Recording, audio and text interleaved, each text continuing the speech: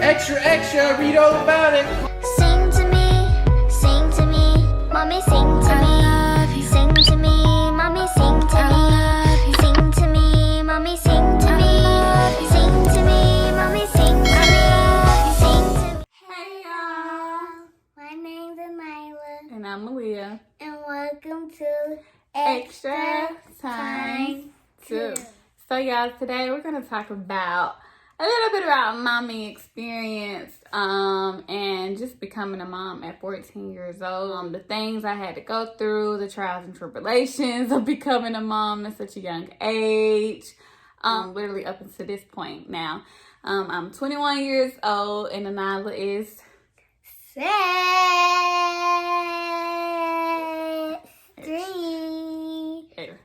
So she's 6 years old now. So, yeah, so just pretty much talk about how it was becoming a mom at so young and just even up until this point. So, yeah, I'm super excited for you guys to hear my story. You have something to say, Nana?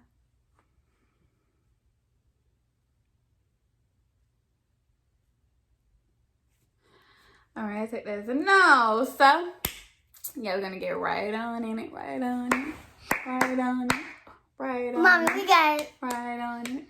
Mommy, we gotta say, we just go on the channel. On the channel.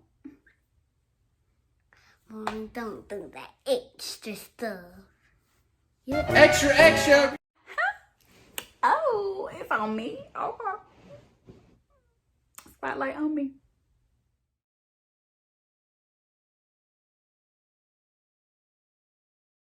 So, just to get into the juicy part, so yeah, back in 2013, I was currently in 8th grade in middle school. I was attending Kendrick Middle School.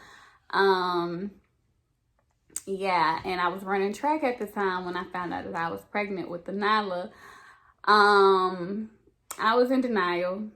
I'm like, no, I'm not pregnant because I didn't experience any symptoms. I just was tired all the time, but I figured like I'm tired from school and from running track. So, like I ain't pregnant. So, then I ended up finding out that I was pregnant. And honestly, y'all, my first reaction when I found out I was pregnant, the first thing I thought about was track, believe it or not. Not my parents, not my life, not school. Becoming a mom, the first thing I thought about was track and field because at that time, that was my life. So I'm like, track! Say what? Like literally, that was my reaction. And then everything else came in mind. But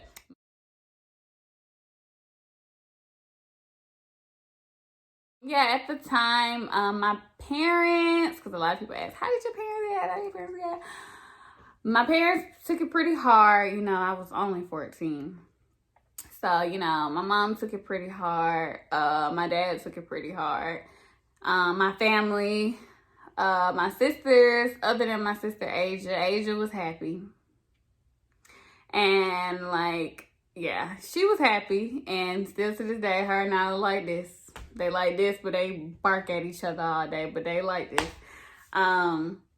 But yeah, when I told her I was pregnant, she literally started jumping up and down, and I'm like, you happy? What? Do you know what just happened to me? What just happened to me? My 8th grade year, so I went to my 8th grade prom, pregnant. I hope I can find a picture, because if I can find a picture, I will show y'all, add it here.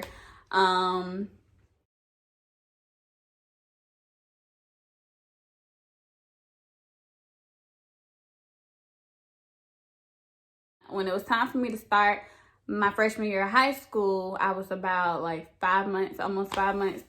So when I went to my 9th grade orientation, literally I couldn't go anywhere without every hall I walked in. I went to Riverdale High School.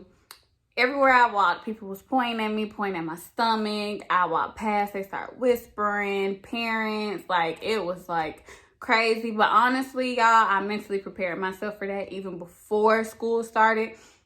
Like, I revealed that I was pregnant in July, so that way when I came into school, it wouldn't be a whole big surprise and people be all in my face and questioning me and everything. So I just already mentally prepared myself by putting it out there. And then, you know, I was prepared for the comments, the judgment, you know, this, that. I was prepared for all of that coming into high school. So honestly, my mental was so strong to where I was good. My first day of high school, I can remember like it was yesterday. I know a girl, she slapped me with her braids. Like, she did this and her braids slapped me in the face. And I'm just like, you know, whoa. I just walk into, because, you know, in middle school, I was that girl that fought a lot and everything like that. So, you know, high school, I think walking into it, they kind of was like, all right, I'm finna, you know, try you. But I'm like, wait, I'm pregnant. Like, I can't do that. You know, there's a lot of stuff I couldn't do. Walking into homeroom, you know, the whole room getting quiet. Like, every class I walked into, the room got quiet in the cafeteria. But yeah, it was crazy. But at the same time, like, my 9th grade year was everything to me. Like, it really showed me how strong I was.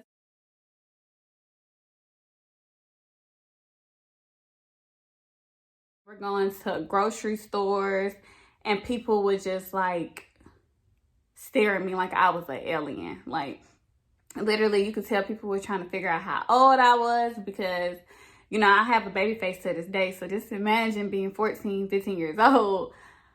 You know, they like looking like, you know, just trying to figure out how old I was. Family, oh my gosh, that year, Thanksgiving with the family, it was so weird. Like, the vibe was just so off. Honestly, I'm so grateful, because again, it showed my strength, like how strong I was back then, mentally and physically. Like, I was so strong. So, you know, looking back, I'm like, wow, you know, I really did that.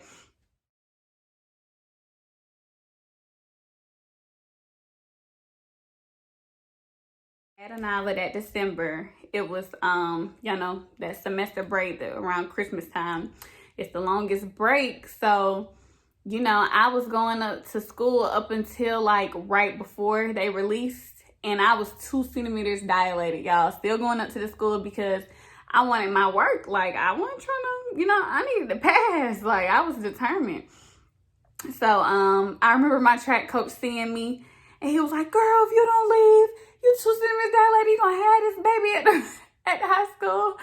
So I was like, okay, let me leave. Like, you know, he scared me. So, yeah, fast forward, like a week later, I ended up having Anila on December 29th. Honestly, my labor was so easy. I would do it all over again. That's how easy it was. I was in labor 14 hours, 7 hours in active labor. I went 7 hours with medicine, 7 hours without medicine. The actual labor process was easy. I think I had Nyla out in like 2 pushes. Like, it's like really, like, you know, the experience really showed my mental and physical strength. Like, I pushed her out. It wasn't really painful. It was, but it wasn't. I have a high tolerance for pain. So don't go off of what I'm saying. You better have labor. You better have a baby. Like, but yeah, my labor was smooth. After the baby is what after having her, well, post labor is what was more painful than the actual labor. And breastfeeding. Yikes. Breastfeeding hurt worse than labor. But yeah, I had Nyla. I did not take my full 6 weeks recovery. Like, I was back in school 3 weeks after I had Nyla.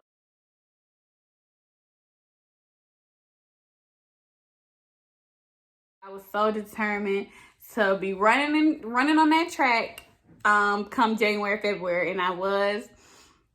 It was a huge setback for me. Like, my time went up tremendously. I think my 8th grade year, my 100 time was like a 13, 1, 12, 9, something like that. But my 9th grade year, my 100 time was like a 15. I think I ran a 15 once. And now, you know, it broke my heart. But in a sense, it humbled me, because I thought I was going to come back faster than ever. But no, I had to work and really build my muscle and build my stamina and build my endurance back up, you know. But even then, like, during the track season, you know, I had a baby. I was the only parent on the team. On all my teams, every team I've been on, I was the only parent.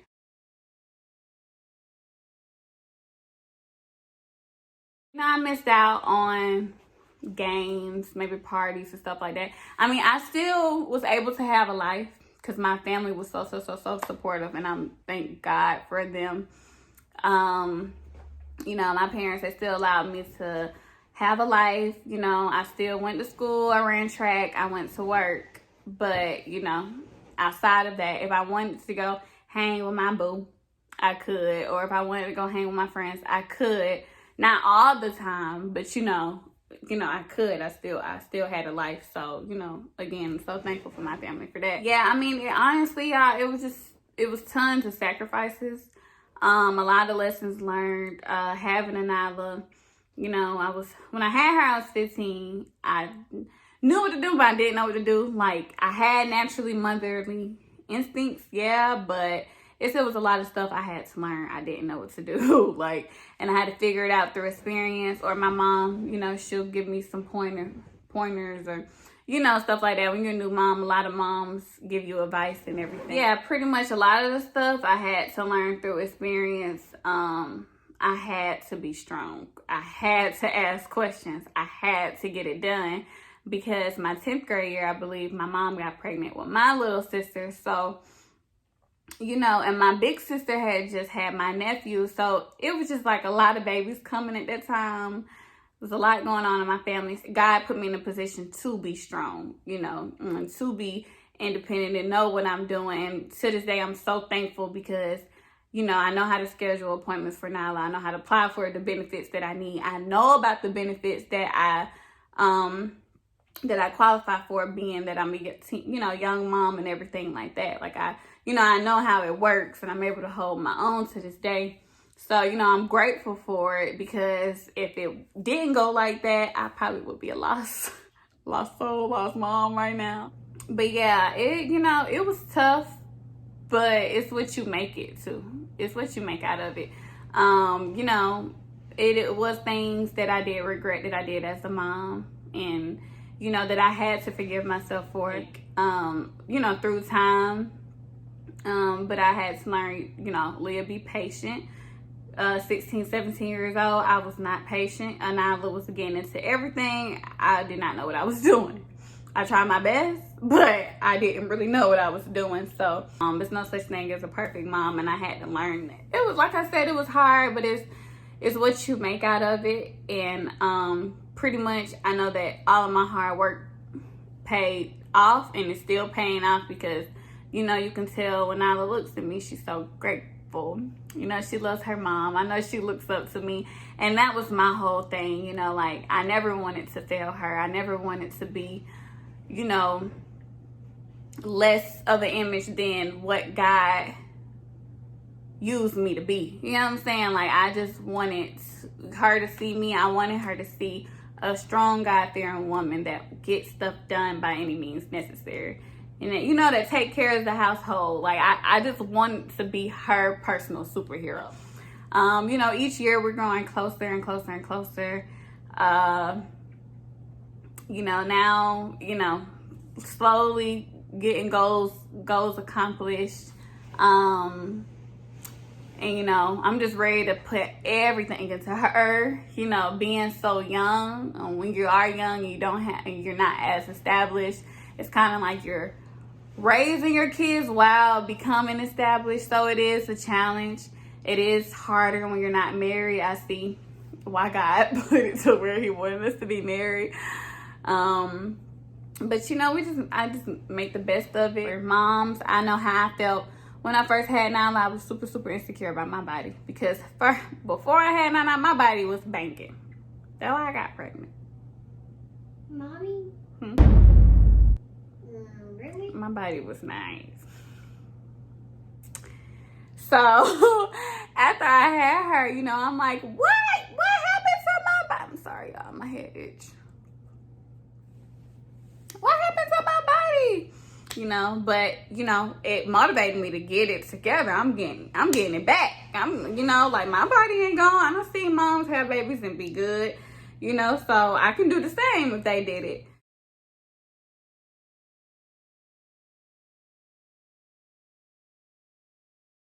Just a little bit about my story, but if I could speak to any young woman right now that's a teenager, or that was a teen parent, or not even teen, young parents in general, through my experience, I would just say to trust God and be patient. You know, be patient with yourself, be patient with your children, and use your resources. Like, use your resources. You know, I wasn't ashamed to get assistance through the government. You know, like CAPS, WIC, food stamps, like that stuff is out there for you. And you know, don't struggle if you don't have to. Like, reach out, get those resources. There's nothing wrong with that. Now, being dependent on it your whole life, nah, that's a problem. You know, still be ambitious and know that no matter what, your life isn't over. Aim to put them in a position to be stable, but you got to put yourself in a position and work on you to be able to, you know, tend to them. So, because for years I did neglect myself as a mother, you know, so I felt like, you know, I put a lot into it now. I put a lot into others and I didn't put it into myself. And that's a problem I'm still focusing on. But, working on. But, you know, still put that time into you. Whether it's working out, whether it's reading a book, whether it's doing your hair, playing dress up, getting cute for a little while to take pictures, just to wash it back off. Cool, you did that for you. Still put stuff into you, because you don't want to be a car running on E and then you burn out. You know what I'm saying? Or your kids see that and they witness it. But yes, that's all for me right now. And that's all for me too. That's all for me right now. Second video. You love me? Yes. How much? Like 1,000,000 times. 1,000. 100. Yes, this is my baby. I love her to death, y'all. She saved my life, because Lord knows I don't know where I would be without her. This is my baby. I'm not a baby. You gonna always be my baby, even when you're 21, when you're 30, when you're 50, you still gonna be my baby. Mommy. Okay, so that's it for us today, guys. Thank you so much for listening. Please, please, please share with other teen moms. Share with any moms, period. Any parents, any expectant moms, any of that. Please share. Yeah, please like, subscribe, repost, comment, follow me on Instagram. And yeah. And Don't forget to be